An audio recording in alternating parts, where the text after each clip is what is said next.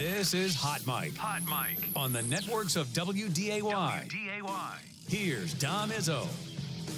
Welcome back, everybody. Hour 2 of Hot Mic, ready to rock and roll here on this Tuesday morning. Brian Stram, Barnesville head football coach, going to join us about a half hour as the Trojans are into day 2 of fall camp. Last year's AA runners-up made it all the way back to U.S. Bank Stadium, 13-1 last season.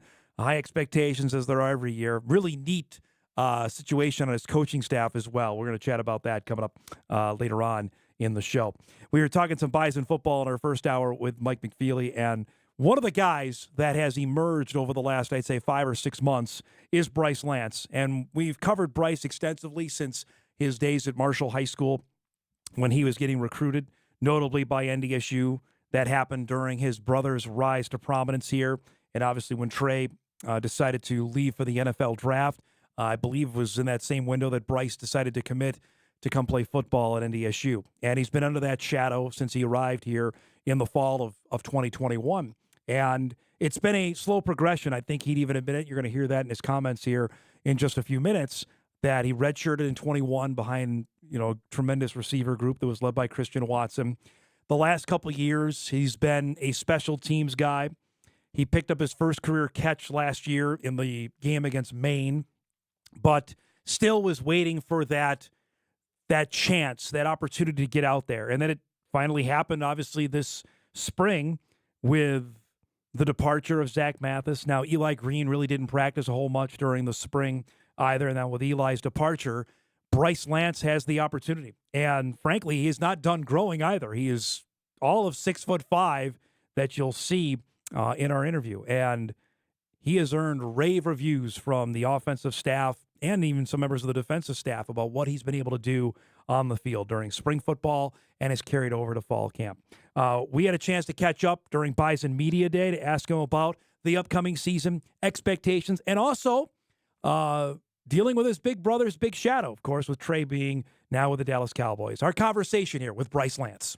You have been the talk of everybody. Head coach, offensive coordinator, wide receiver coach, QB coach, saying, boy, Bryce has had a great spring, and we've already seen it translate from the summer into the fall. When I say that, tell me what goes through your mind. That means a lot, man. I'm just here to do whatever my team needs me to do, man. I mean, I'm super blessed to be in this position, and worked really hard to get here, and I'm just excited for the opportunity this season for sure. Does it feel like a long time coming? I mean, obviously you're here. It's your 4th year. People think, well, okay, he hasn't played a ton yet. He's only got 1 catch. Is it frustrating? Is it okay? Just hey, I just got to I got to be patient. Yeah, 100%. I think that's what's so special about this program is you do your time. I worked my butt off to get on special teams, and that was my role for the past couple of years, and I embraced it. I loved it, and my only goal is just keep expanding my role in this program and do whatever I can. Did you ever think like maybe it's not going to happen here? No, honestly, I didn't. I think I just had I got faith in myself and also the staff, Coach Kramer. I just knew, they had faith in me for my future, and that was really beneficial to me as well. Have you grown as well? Have you gotten taller since I think you have since you got here? I don't know. We don't really measure ourselves around here, but everyone says that. I think you have, man. I haven't measured myself. Taller in a minute. Hey, that's a good thing. I appreciate that. Well, I can remember not too far from here, you and your dad are over here when you were still a senior in high school watching your brother go through practice. Take me through that whole recruiting process for yourself. You're your own guy, but you know what? Trey's here. I think I want to be here as well. Yeah. It was kind of weird the recruiting process just because it was COVID then. COVID, yeah, too. So I didn't even get the chance to do an official visit, but I've been here so many times. Right, you had it. You knew. I did know what NDSU was. I was grateful enough to have a brother that went here who was pretty good. But yeah, just from day one, the staff treated me as me, and they let me know that. So that was something I was super appreciative of. Obviously, they didn't ignore the elephant in the room. Like, Trey was still there at that point. So, but yeah, I think that they've really looked at me as my own person, and that's something I've been super grateful for.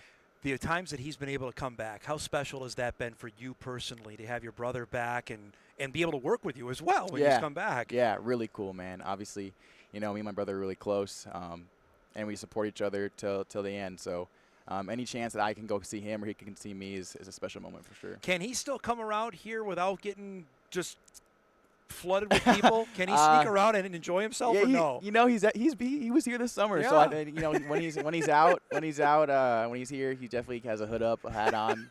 He's not the biggest attention seeker, so Correct. Yeah. So it's good. He likes visiting when he can. What have you told him about how spring ball went and getting ready for the fall for you personally? What kind of conversation have you had with him? Yeah, so in May I had a chance to go out there and work with him and catch for him, and we've had some good talks, and about my goals, his goals, and I've just said my only goal is just to work hard and do whatever I can for this team and just keep extending my role. So it's been good. We've had good conversations, and I know he's always proud of me. So Does it seem surreal? You have to take the brother part out of it, that I'm catching passes from an NFL quarterback. Is it hard? Is it hard to separate the two? Not hard at all, because Okay. I've been doing my whole life. So it's really. I mean, of course. Or he's Trey, but he's also a backup quarterback for the Cowboys. Yeah. Super cool situation for sure, but not hard to separate from me. So Braylon, I talked to you yesterday. He said, I know who the better Lance is, and he plays for us. I know Braylon's he's got a lot of bravado to him. My But guy. when he That's says my that, guy. how much confidence does that give you when you hear that? Oh my gosh, tenfold, man. I mean, he's a leader in our room. He knows how it's done. He knows how to get stuff done. So just to hear him have confidence in me, and I know he pours confidence in me every day in meetings, at practice. So just the faith he has in me means the world, and I've looked up to him for a long time. So with Zach and Eli gone, there's opportunities there. How much are you looking to say, I can do that? I can step into that role, and I can be the guy for Cam. I can be the guy for Cole. Yeah, super happy for those guys. But yeah, like I said, I think my goal is not to maybe necessarily step in and take someone's place, but just to do what my team needs me to do. Honestly, if that's making a play, if that's going to catch a ball, I'll go do that. If that's going to make a block, take the ball and run, whatever I got to do. I just want to win football games. What are your own expectations for yourself personally for 2024? Yeah, that's a tough question, just because my goal is to win. Like I came here to win national championship. I want to be, last national championship we won, I was true freshman. Yeah. So I just want to be a part of that, man. That's my goal. I want to be a part of that. I want to be up on that stage knowing I did something to help contribute. Tell me the different traits everybody in the room has, and what do you bring differently to the wide receiver room? You talking like personality-wise? Personality and on the field. Oh, okay, wise. yeah. We're a super deep room, man. When we have been since I've gotten here. So, Raja and Braylon, studs, obviously, but they bring that leader aspect. Tyler Teharek as well, leader aspect has been there, and you just know how to get stuff done. I think I bring, I'm just trying to honestly follow those guys because they've paved the way and they've learned from some really good leaders as well. And then there are younger guys coming up. John Gorse has been doing really well. Makai Collins, our true freshmen have been doing really well in camp. It's been the first 3 days, but it's a shock. But they've been doing really well as well. So I'm excited. The opener up is against Deion Sanders in Colorado. I know everybody's been thinking about it. Now it's here. I think emotions will be for that one for the opener. I know it's the next game, but there's a different swag with that one, no? Yeah, no, 100%. I mean, obviously we know who we're playing.